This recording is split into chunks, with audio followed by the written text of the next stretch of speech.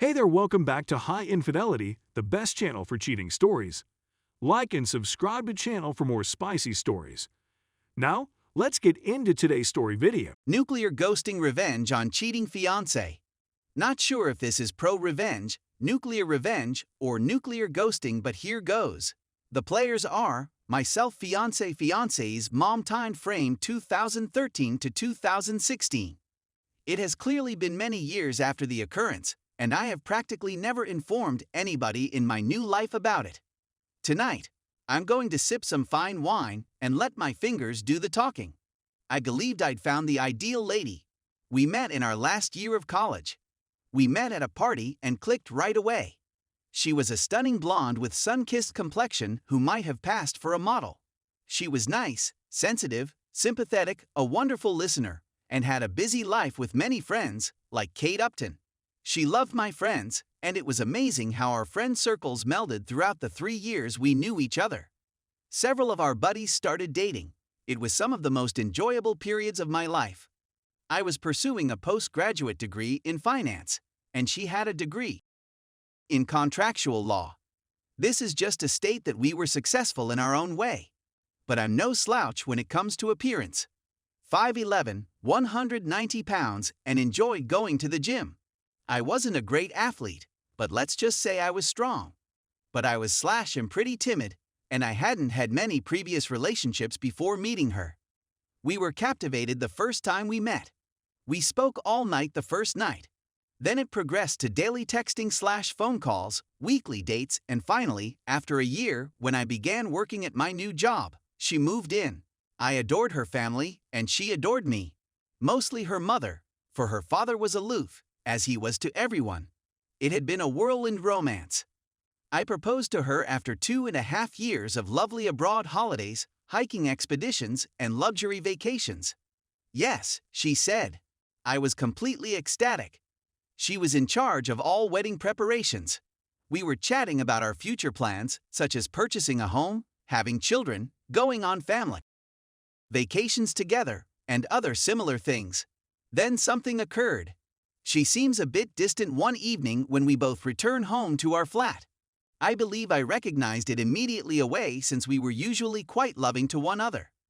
This happened roughly once a week for the first month, after the proposal. Then it became more regular. I would have been none the wiser if it hadn't been for the fact that I used to watch a lot of Reddit on YouTube. So I waited and watched. These periods of ignoring me would only last a few hours before she was back to normal. However, after 6 months, wedding in a year, she was like this virtually every night. Was still fantastic. Her relationship with her parents was still strong, but over Thanksgiving at her parents' house in Louisville, Kentucky, we lived just north of Washington, D.C., she was cold to me in front of her mother. Her mother, on the other hand, was a keen observer. I could hear them fighting as she dragged her daughter away to speak to her.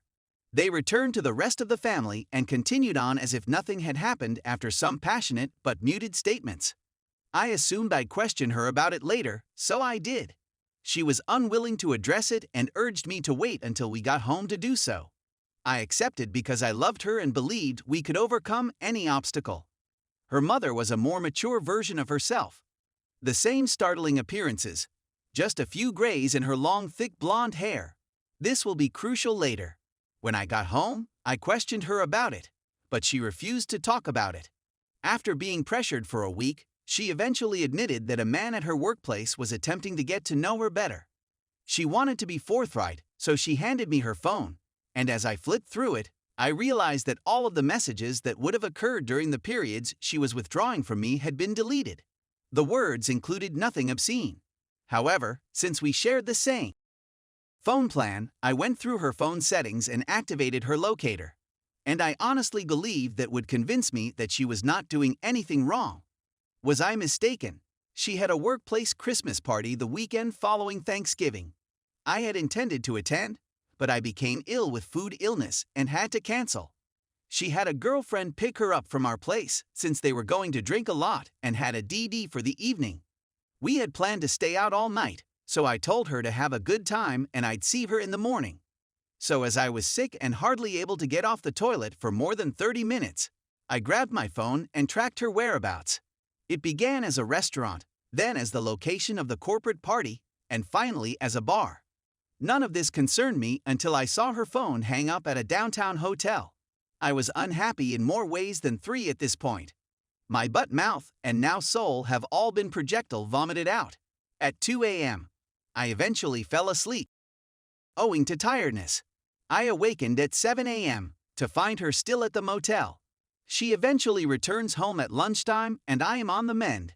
She adores me and I inquired about the previous night without stating anything about knowing her whereabouts. She mentions the restaurant, the party, and the bar, but then claims to have gone to her girlfriend's place to sleep for the evening. First lie. For the following 3 months, she must begin working 3 to 4 days a week later and later. As I begin to question her about it, she gets very defensive. When her fiance didn't get home till late one evening, I spoke with her mother. When I confronted her mother about the Thanksgiving chat, she stated that she suspected her daughter was leaving our relationship based on how she interpreted her daughter's body language. She also said that her daughter was becoming more distant from her during their weekly texting talks. With all of this conjecture going on in my head, I kept it to myself. 2 weeks later, at work, I was assigned a new project that would need me to travel to the Midwest Monday through Friday for the following 5 weeks, beginning in 2 weeks. It came with a raise in pay, and when I told my fiance about it, she was overjoyed. I didn't believe she was delighted for the same reasons I was. As a result, I went online and purchased 4 motion-activated spy cameras for my flat. I placed one in the living room/entryway, one in the kitchen, one in our bedroom, and one in our hallway. They were tiny and linked to the internet via a covert network, so they could not be detected on the Wi-Fi network. I password protected the cameras and waited. She had girlfriends over the first 2 evenings of my first week out and never worked late.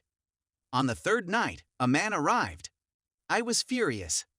I'm in my hotel room, yelling at the monitor and calling her every name in the book. They went all the way, first on the sofa, then in our bed. She bent over backwards for him in ways I had never idea were possible. Worst of all, while I was watching them put it on, I called her to ask how her day went. When she hears her phone ring, she raises her hand to ask him to stop giving her and answers the phone. I inquire as to why she is breathing heavily, and she responds that she is in the gym working out. She returns to doing the dirty as soon as the call is ended. When I arrived home Friday evening, I ignored her and went straight to bed, then woke up early Saturday to go riding. I was so outraged that I didn't know I'd ridden my bike more than 50 miles from our apartment. I had previously ridden my bike for 30 kilometers, but on that particular day, I covered 105.6 miles. I bathed after returning home, quite fatigued. Then she and I went out that evening, had a good time with our pals, and drank a LOT. Is it breakup when the person you're breaking up with is unaware? I was exploding on the inside. Heartbreak, hatred, and sentiments of betrayal surged about in my thoughts and heart. She, who used to be so attentive, was completely unaware of everything. It hurt so badly because I adored her. I eventually confided in one of our common acquaintances, who informed me that they had all been aware of it for months. They all felt terrible for me, I was ultimately informed, but no one ever said anything to me again. As a result, they no longer invite us to join them on their outings. I hadn't realized it before, but they had been inviting me less and less during the previous 3 months. So I decided to attempt to win her back, and the next weekend I arranged the whole weekend as a full weekend of treating her in every way. I wined and dined her, pampered her with massages and rubs, and spoke to her about my future ambitions and how much I loved her. I knew I was getting close when she began to weep after her 4th glass of wine, and I could see the guilt was rising to the surface. I asked her what was wrong, but every time she attempted to answer, she choked up.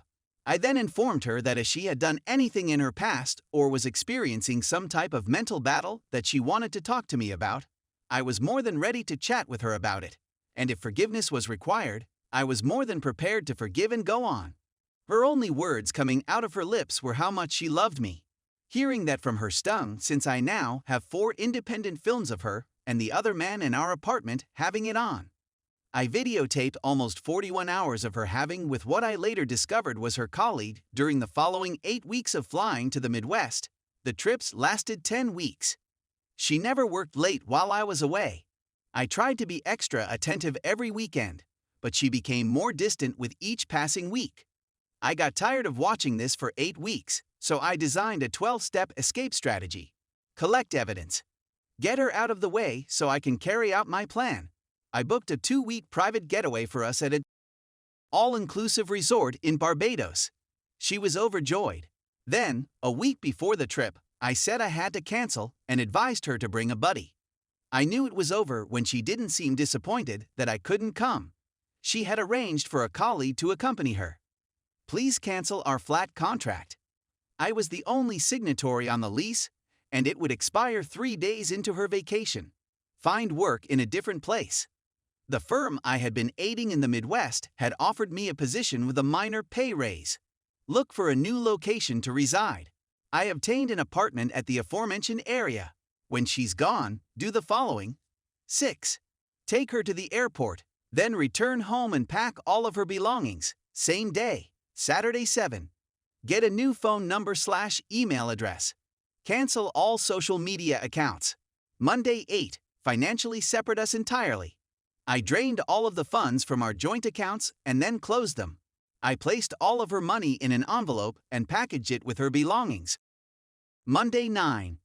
Have the movers pack all of my belongings and transport them west. Monday 10. Deliver all of her belongings to her mother's residence 600 miles away. My fiance's possessions fit perfectly in the back and bed of my F-250 crew cab. From Tuesday through Saturday. 11. Hand over the proof to her mother. 12.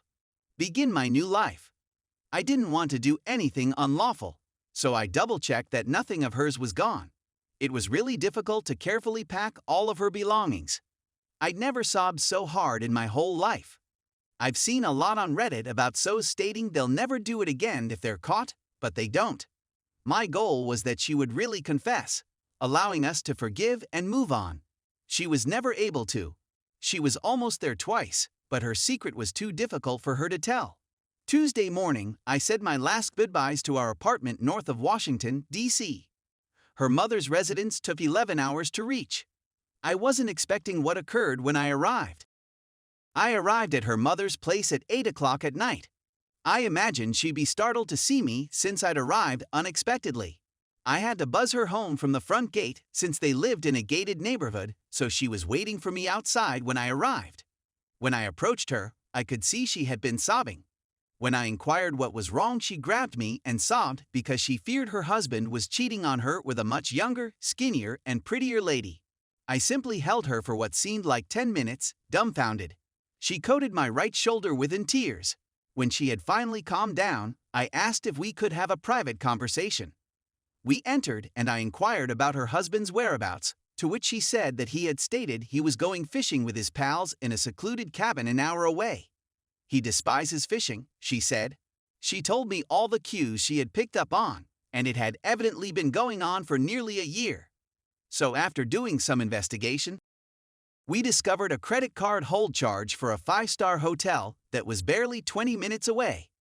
Her spouse was in fact there for a 4-night visit, cheating on his lover, according to the person who answered the phone. 2 peas in a pod, I remarked. What? She asked. They're like 2 peas in a pod. I said it once again. Your spouse is unfaithful to you, and your daughter is unfaithful to me. That's why I came here to drop off her belongings and relocate to. I showed her the proof, which was in the form of screenshots in a binder. She stared at me, perplexed, after reading the first 3 or 4 pages. We both wept and held for around 30 minutes. Well, tonight, there is nothing we can do about it except for you and me to knock out these 3 bottles of Moscato, and in every room of the house, she continued, looking at me. Are you coming out here or are you going to get revenge? She said as she grabbed 2 wine glasses and a bottle of Moscato wine and strolled out to the private pool deck. I won't go into too much detail since I don't want to acquire blue balls, but we non-stopped that night and for the following 3 days. I stuffed myself into every nook and cranny her lovely body had to give. I must have met in or on her at least 25 times over that time span. After those days were up, we said our final goodbyes passionately, and I traveled to my new location. She kept me up to date on everything that transpired when my now ex-fiance returned. The day my fiance returned was fantastic. I turned off my phone the morning she returned. As a result, when the aircraft landed and she phoned for a ride, the phone reported that it had been disconnected. She allegedly had her partner drive her home. He dropped her off and then drove away. When she arrived at the door, a strange pair, new renters, answered it, which terrified her out. I can't tell you how many times she attempted to phone me, but the number was no longer in service. Because her colleague was already married, she went to her girlfriend's to stay for a while. When she phoned her mother in a panic, she was informed that I had been down and left off all of her belongings, as well as all of her money.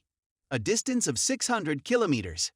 Her mother did not inform her that she had me more in 3 days than my fiancé and I had in the previous 6 months.